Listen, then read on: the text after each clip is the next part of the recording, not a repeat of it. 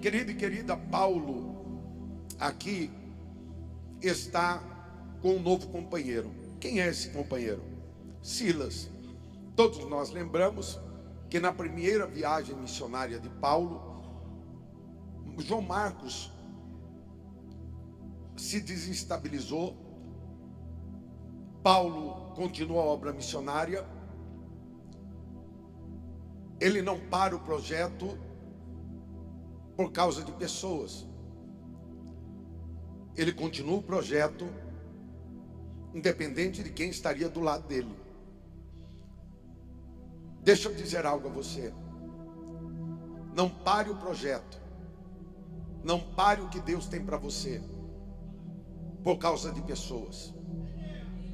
Deus muda pessoas, mas Deus não muda promessa. Deus está dentro da promessa a qual Ele estabeleceu a você. A Bíblia vai dizer que Paulo vai chamar a Silas para ser seu companheiro de viagem.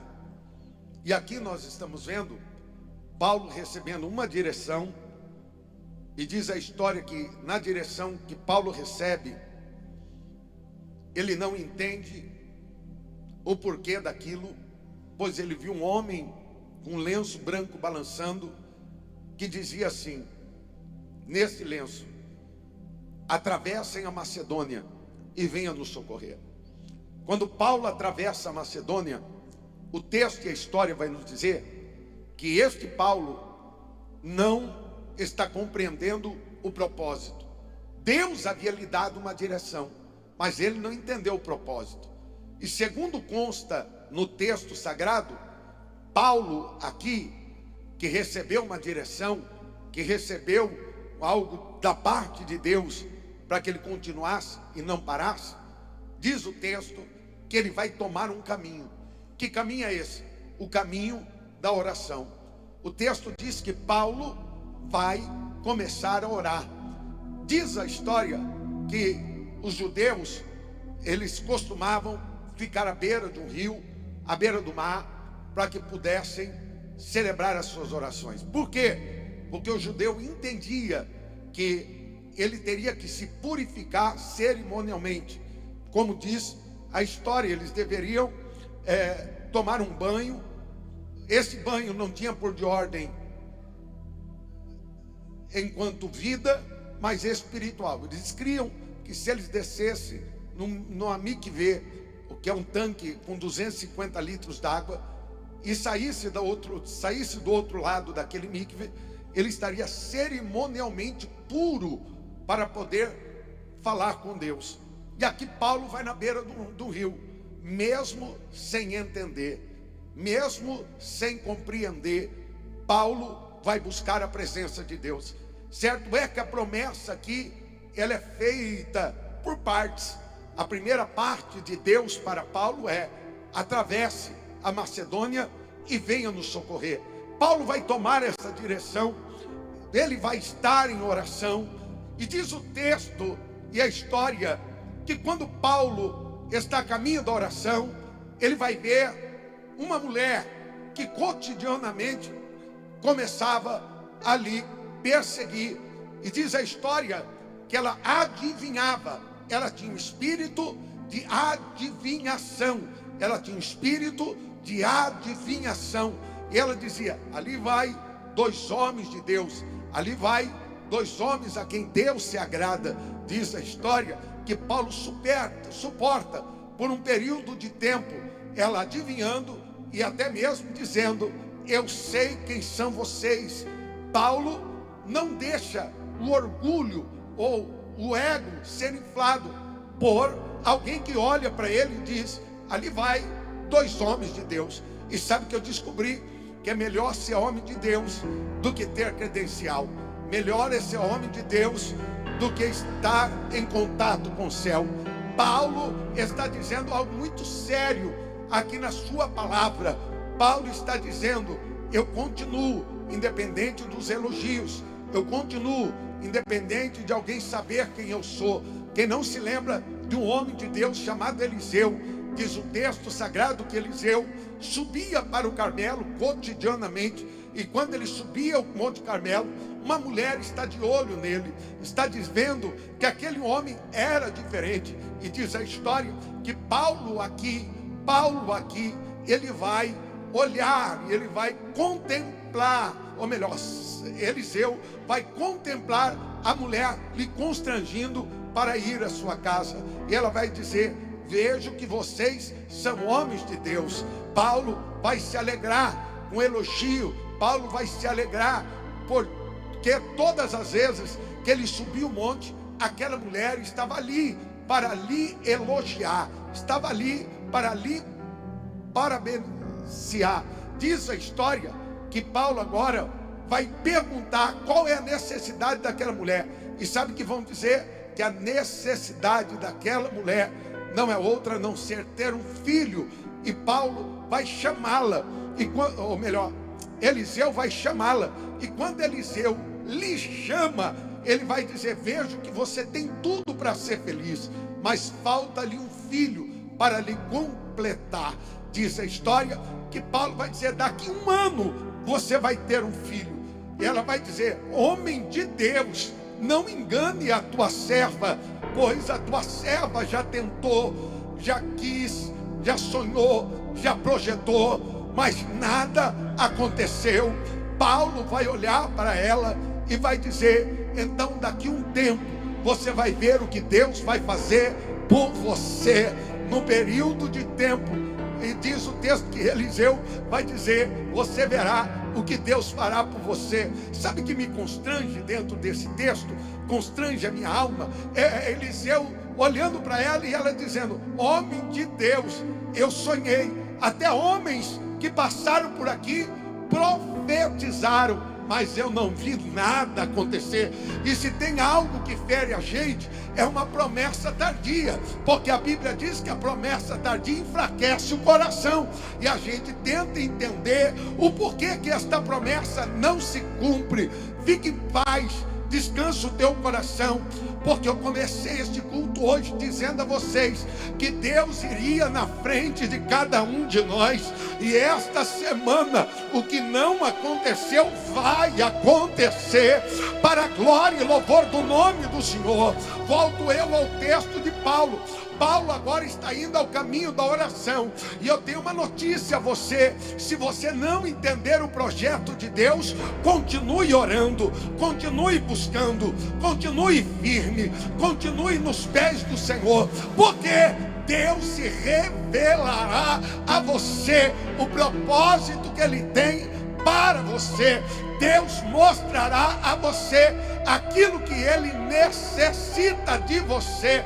Olhe para mim, eu tenho uma notícia de Deus para a sua vida. Tranquilize o teu coração, porque Deus colocará no teu caminho, por causa da oração, aquilo que você precisa para ver a promessa se cumprir. Diz o texto que Paulo não entende, mas Paulo obedece. Paulo não compreende, mas Paulo obedece. Ele continua recebendo elogio, mas chega um dia que Paulo é um colérico nato.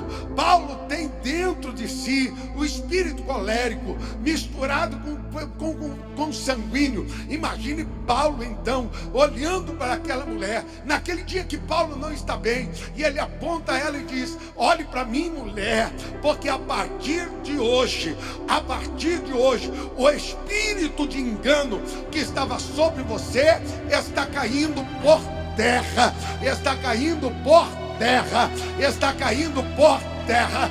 Diz o texto, oh meu Deus, oh meu Pai, eu vou liberar isso sobre a vida de alguém. Todo engano está caindo por terra hoje, todo engano está caindo por terra em você. Todo espírito de engano que veio contra a tua família, tudo aquilo que veio para tentar machucar, fazer você decepcionar, hoje Deus está lançando por terra. Oh aleluia! Tudo aquilo que você precisa virá ao teu encontro, para que as promessas de Deus comecem a acontecer. Oh, coisa coisa boa. Duas coisas estão acontecendo nesta hora. A primeira coisa que acontece é Deus repreender o espírito de engano, e depois Deus estabelecer a promessa sobre a vida dele. É mais ou menos assim. Toda profetada, toda palavra que veio para tentar iludir teu coração e não faz parte de Deus, esta manhã está caindo por terra, está caindo por terra, está caindo por terra. Por quê, Salgado? Porque Deus começará a estabelecer a sua vontade. Sabe o que acontece? Paulo vai preso, ou melhor, Paulo vai ser chamado. Por quê?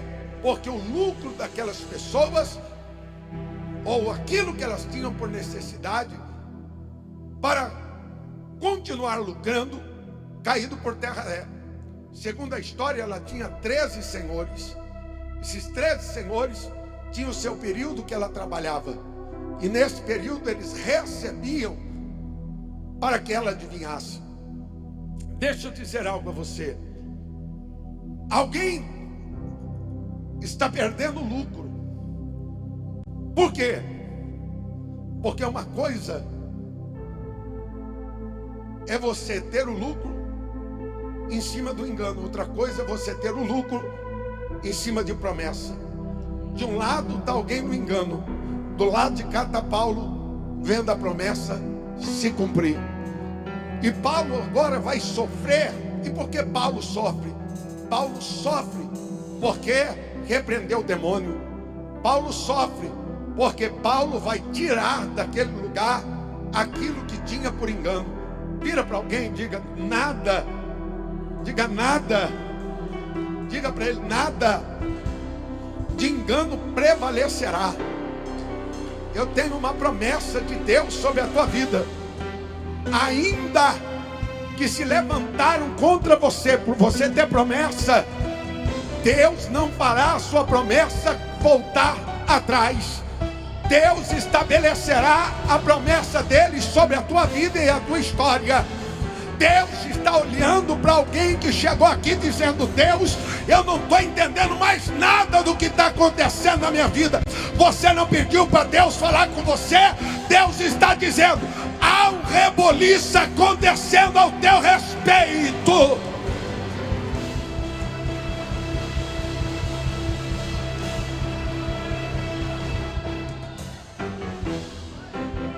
Oh, aleluia. Aleluia, aleluia, aleluia, aleluia, aleluia, aleluia, aleluia, oh aleluia, oh aleluia, aleluia, aleluia, aleluia. Eu sinto a presença santa do Senhor em nosso meio. Aleu, Itzeco, Mochewi, Plovassurianderecóvia, Delebarasurianda, Lacanto, Restia, Maragóvia, Delebarasianda, Lacandarabia, Som, ai, ai, ai, ai, ai, ai, ai.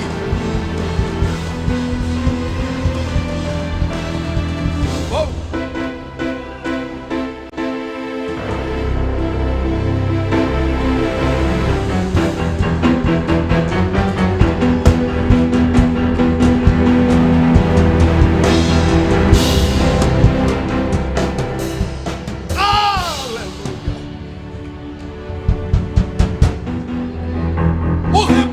Começa porque Paulo repreendeu o demônio. Ele é exposto em praça pública. Porque Paulo repreendeu o demônio, ele vai receber açoite.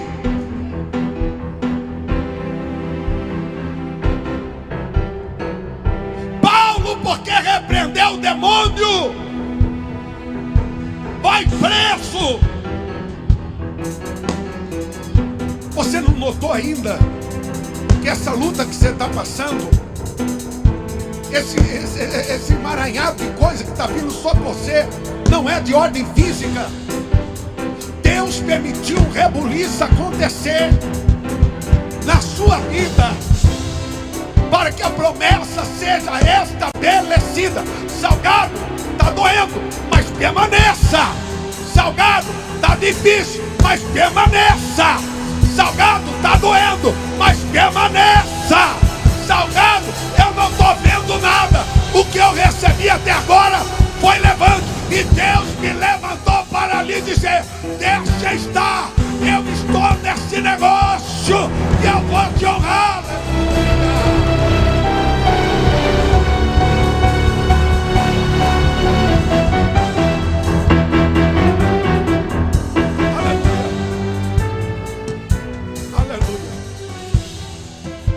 Paulo é preso. Aleluia. Não, mas não é porque Paulo está preso que ele vai deixar o Senhor. Colocaram trancas nos pés de Paulo, como alguém dizendo: Paulo, acabou. Mas sabe que eu amo? É que quando sai do nosso controle, que quando sai das nossas mãos, é a hora de Deus trabalhar. Salgado, eu cheguei aqui no limite. No teu limite, Deus está trabalhando. Aleluia. Aleluia. É dentro desse limite, é dentro desta situação, que Deus te trouxe aqui para lhe dizer: descanse o teu coração, levante a tua cabeça, porque hoje eu estou quebrando algumas cadeias que te prendiam.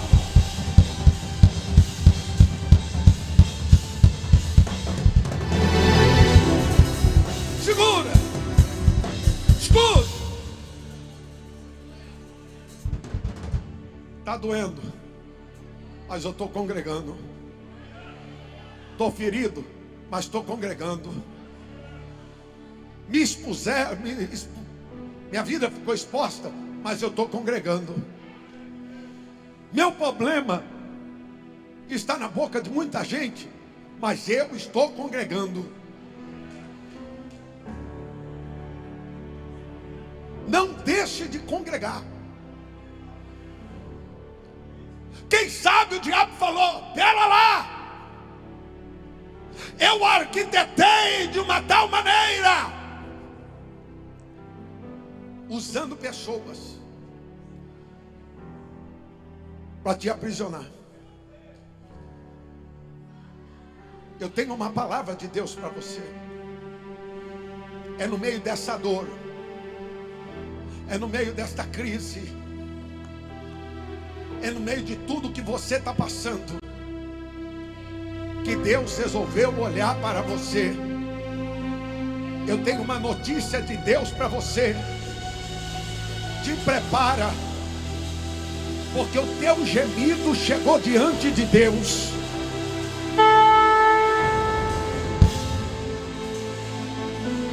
O teu clamor chegou diante de Deus. Pastor, mas é injusto o que me fizeram. E Deus está dizendo a alguém: fica tranquilo que eu estou criando um caminho para você.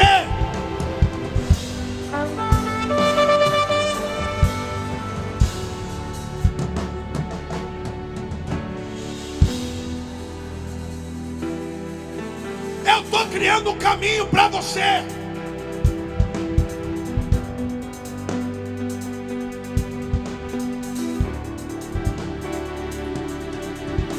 Meia-noite, Paulo e Silas estão adorando.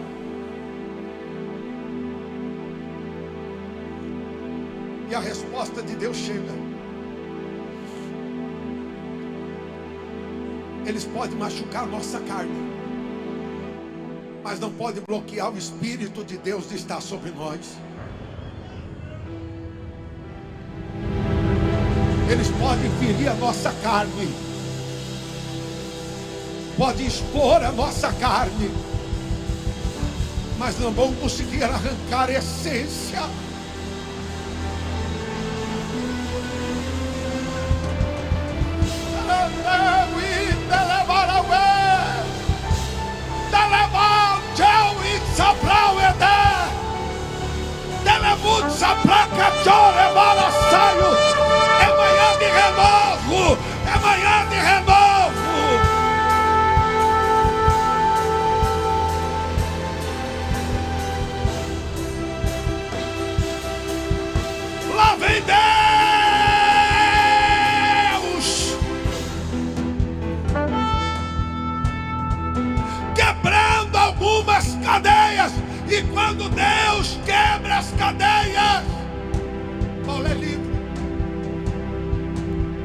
livre. Só que a cadeia não foi quebrada só por Paulo, ou para Paulo. Quem estava ao lado de Paulo também viu as cadeias se quebrar. A promessa não é a nós somente, a promessa é para nossa casa, é a nossa família.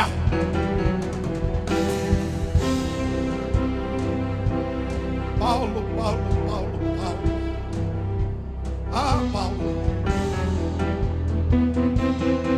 Aleluia. A partir de hoje você vai pôr um hino na sua casa. A partir de hoje, onde quer que você esteja, ferido, machucado, com os pés travados, você vai adorar a Deus.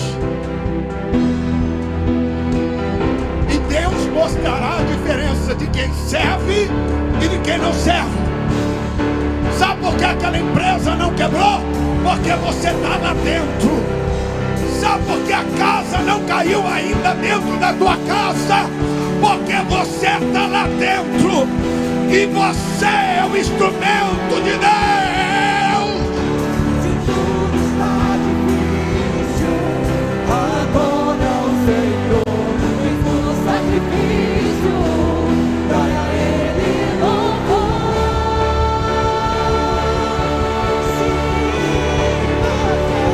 Se você for capaz de adorar, a prova vai passar. O louvor do céu das cadeias também podem quebrar. Escuta. Paulo é livre, quem está do lado dele é livre. Mas Paulo não vai fugir da responsabilidade. Ah, se fosse nós, teríamos saído daquela cadeia e dito: Deus me deu um grande livramento. Mas Paulo, que está preso, que está com as cadeias quebradas, não vai sair do lugar que está. Porque os mesmos que te expuseram vão ter que ver o que Deus vai fazer na sua vida.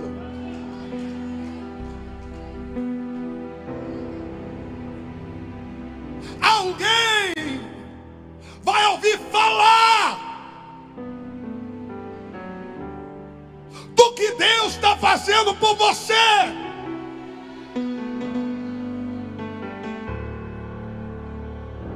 Esse novo tempo será maior do que tudo que você já passou.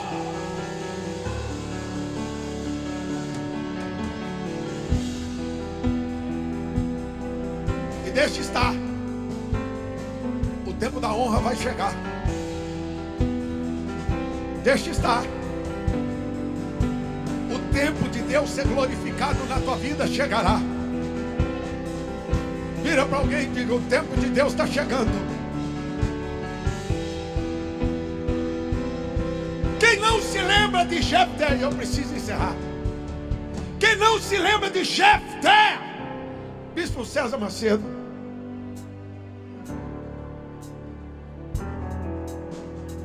dentro da casa de seu pai, ele vai se destacar. E porque ele destacou, o texto vai dizer: Jefté era uma bênção, porém filho de uma prostituta. Sabe por que você não vai fugir?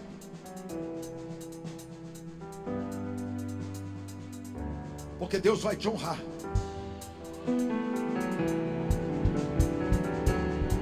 Pegaram Jefté, expulsaram Jefté, mandaram Jefté fora.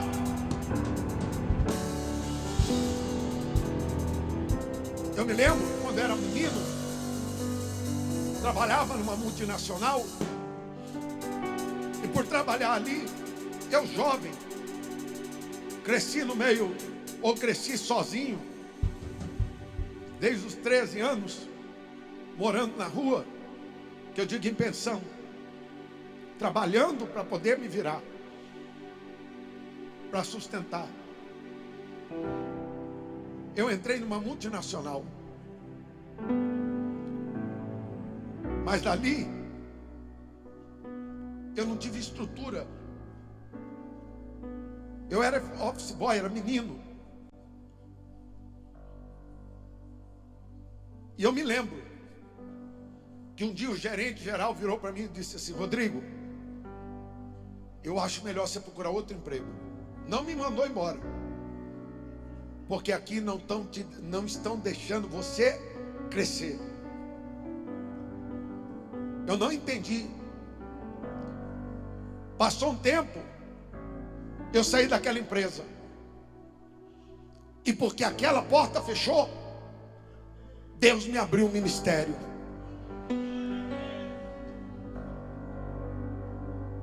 Jefté! Oi, meninas, meninos. Vocês também, sempre estão aqui? Coisa boa, hein? Olha para mim, eu tenho uma palavra de Deus. Jefté vai dar fruta onde ninguém deu. Porque o que está em Jefté vai influenciar, não vai ser influenciado. Deus muda cenário. Primeiro, Deus tira pessoas e não depende de pessoas para cumprir a promessa. Segundo, Deus muda cenário, mas Deus será glorificado naquilo que Ele colocou você.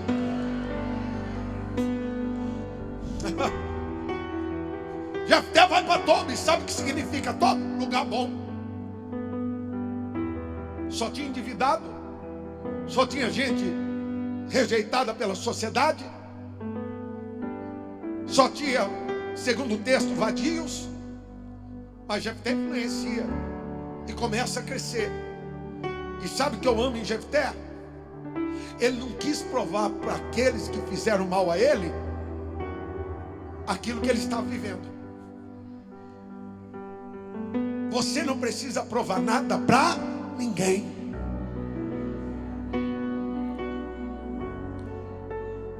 A notícia vai correr. Eu quero entender que aquela porta fechou para Deus abrir o reino para mim.